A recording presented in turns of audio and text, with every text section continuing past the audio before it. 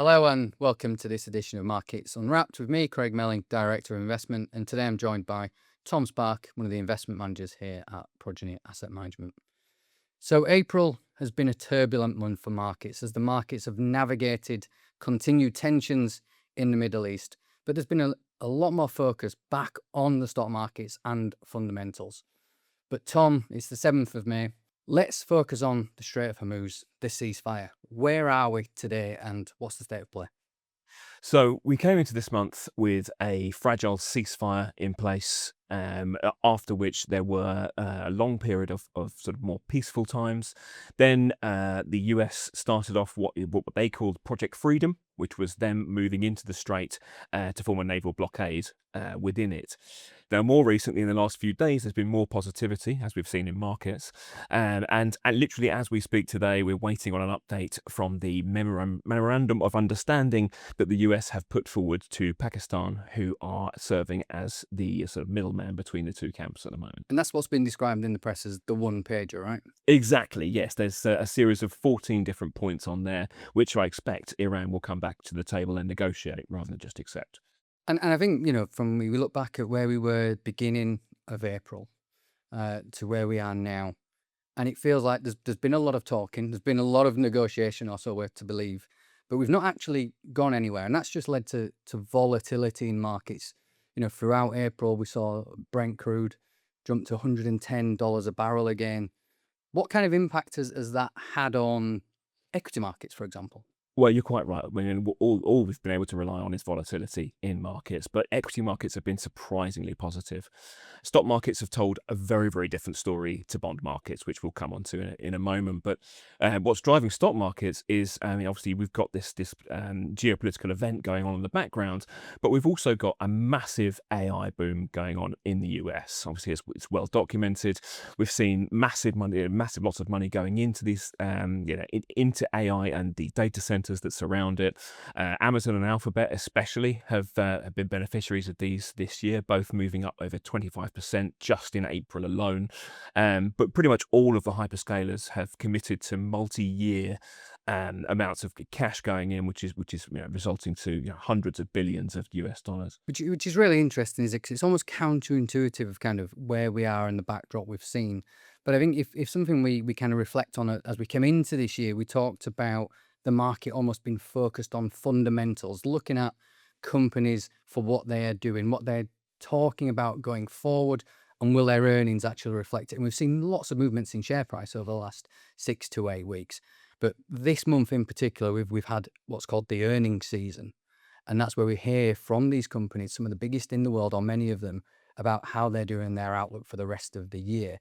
And that's why markets have been in all-time highs this month, because we've seen lots of positivity from the big companies, haven't we? Absolutely, yeah. And we had, exactly as you've said, we've moved from a period where the geopolitics, the headlines were moving markets, and obviously, what central banks were saying about interest rates was the only thing that markets cared about, to really putting the scrutiny on the individual results from the companies. So traditionally, the financials kick off earnings season. So Goldman Sachs, J.P. Morgan, Goldman Sachs reported record trading revenues. Was one of the very first companies to report. So started off on a very positive footing and pretty much have continued in the same vein. Companies are really getting rewarded or punished on exactly what they have been doing rather than the sort of broader macro picture.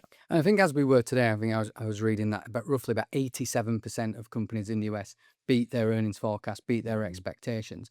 So lots of positivity. It's really been a dichotomy of kind of earnings season and the results. And it's been these growth AI companies that have really led this month's returns. And if we look at where we are, the US has done particularly well. Emerging markets have done fantastically well. I think over here in the UK markets have been a bit of a laggard. That's largely down to the lack of AI businesses, and that AI trend, that AI mega theme really has continued throughout April. And it seems like investors are kind of back really looking at that theme. And if we look at like the Korean stock market, which is really dialed into semiconductors, that has been a phenomenal this year thus far. I think roughly 70% gains year to date, but extreme volatility through the periods we've had. But if you use that as a proxy for semiconductors, the last month or so has been very, very strong. And what type of news flow have we seen out of the Googles, the Amazons, these big AI businesses? What they're seeing is basically they're creating insatiable demand. The demand for the chips, the semiconductors that go into all of the machines they're making, and the big data centers that they're also putting a huge amount of money in, which incidentally have massive multiplier effects. We're seeing economies light up around where data centers are being built. So there's a huge sort of knock-on effect of those being built. But yeah, the demand for the chips is absolutely massive. We've actually just this quarter seen that Taiwan has overtaken China in the MSCI emerging markets sector index, sorry, because of the success of TSMC and how large that presence has become. So it really, it tells a massive story. There is a huge amount of investment going into this sector, and it's sort of overshadowing pretty much anything else. And what we've seen is, not only have the sort of AI hyperscalers been, showing how much they actually are starting to garner from these, especially Amazon and Alphabet are two really good examples of companies which are really showing positivity from the investments they've already made. They're also promising to do this for the next few years as well. So we know that this tailwind is going to continue for at least a few years. Because, there's been a lot of euphoria around AI for quite some time, but we have to realistically sit back and say it is actually still in its infancy. It is an unknown. We don't know who the beneficiaries will be, who the winners, who the losers will be, but certainly investors are focused back on that sector, or they certainly have been in April. I mean, where we are right now, there's a lot of positivity around equity markets. We've seen equity markets hit record highs yet again. We've seen the tensions in the Middle East continue. So we've got a push and a pull here. We talk a lot as an investment team about the impacts of the Strait of Hormuz been short. I think initially when we did the Market Unwrapped, just as the tensions started, we said the market was pricing in almost a 4-week duration of a conflict. We've surpassed that by many weeks now. And one thing that worries us as an investment team is the knock-on effects of that, isn't it? Inflation. And one area of the market which is showing that worry, I suppose, is the bond market. It's not had the same jubilance as the equity markets. Where are we? What is it telling us? And I suppose what central banks saying about inflation? What can we glean from the recent central bank rate decision meetings? Yeah, as you say, it's really, really split, and the bond market is telling a story. If you just looked at the bond market at the moment, you would think things were really terrible, whereas the stock market is showing signs of jubilation. Looking at central banks, it's quite a different story. Obviously, taking us back 6 months, we were looking for a few different rate cuts this year. People were pricing in various different rate cuts, but it was always rate cuts. It was never hikes. Now we've got the conversation of whether there will be hikes, and I think that does rest mainly on the rate of inflation, and the rate of inflation is directly affected by how long the Strait of Hormuz is going to be blocked for. So we're seeing the effects start to come through. The US inflation ticked up to 3.3% in March, which is the latest data we've got. It's expected to carry on through to probably 4% before the end of the year, but that's based on today. It's not based on the strait being closed for another 3 months, and it's as of today. And obviously, it will take a long time for those effects to come through. Even if it did open back up today, it's a slow process for that all to feed through. And obviously, the inflationary effects of what we've already seen through fuel, energy, food prices, they've all taken a step up. There's been an extra premium on a lot of those different factors there. So there is definitely a feeling in bond markets that there is a mixed picture. And I think that at the moment, we're probably looking in the UK, the market expecting probably 1 or 2 hikes in the near future, whereas the US, I think we're still looking at cuts as the main the main rhetoric from the market. And this is really fluid, isn't it? I mean, this has changed so much over the last 6 to 8 weeks. I think what's really interesting for us as investment managers and what we're analysing, what we're talking about as a team is central banks are almost in wait and see policy, aren't they? Yeah. And that to us feels like there'll be pressure on bonds, or there's certainly potentially not got that optimism around fixed interest. So as a team across the active and the private wealth lanes here in Progeny, we've been reallocating monies to alternatives. So we've been diversifying. The diversifiers, that big thing we talked about at the beginning of the year, really trying to spread risk, because that uncertainty is still there. We don't know the outcome. We don't even know when the Strait of Hormuz will be open. It could be even open by the time this podcast goes out. We don't know. Yeah. But fundamentally, I think for us, it's about dealing with the now, trying to look through the noise, but having different scenario plannings in place just so we can combat whatever is thrown at us. But it's the diversifiers certainly seem key for us right now. Yeah, absolutely, and that's exactly what we have been doing. Like as you said, we've increased the alternatives because the bond market looks to be giving us a less good risk adjusted return picture than we'd seen previously.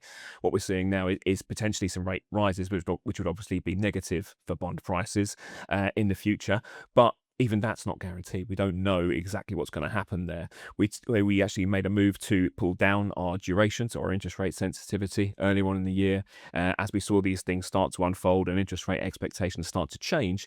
So we'd be less affected by that. And obviously the market has moved now to that position where it is expecting some rate hikes in the UK and cuts in the US. So there's a bit of a dichotomy there between those two markets, those two sets of bonds, which are normally quite similar and quite correlated.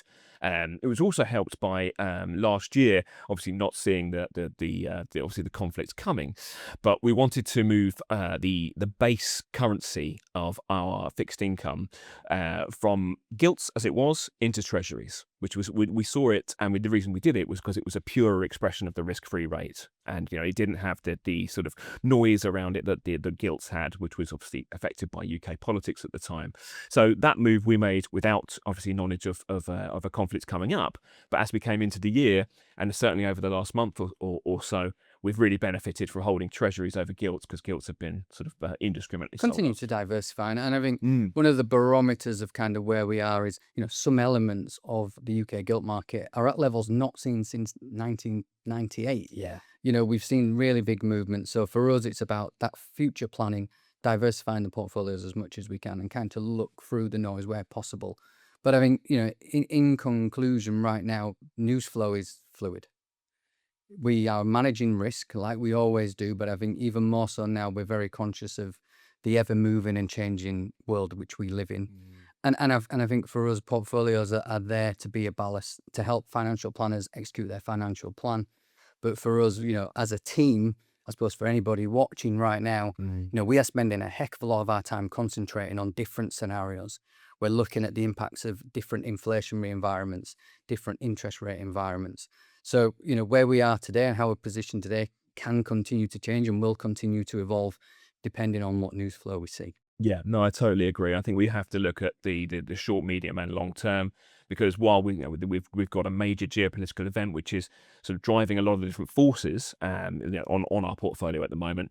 In 6 months, we will probably see some effect of that left, but in a year and 2 years down the line, we're still going to have a lot of the same themes and investments we've got in portfolios. But this should be hopefully long in the past. Well, we'd just like to thank everybody for watching. Markets sometimes are insignificant when we look back at our own personal and many people's personal circumstances. So as always, from us at Progeny Asset Management, we hope everyone is safe and well. We've talked a lot about the Strait of Hormuz over the last 6 to 8 weeks. And as part of our new audio podcast range, Inside the Markets, the second podcast is actually on the Strait of Hormuz, the history, the importance, the why. So please head to our website and check that out if you're of interest. But for now, thank you very much for watching.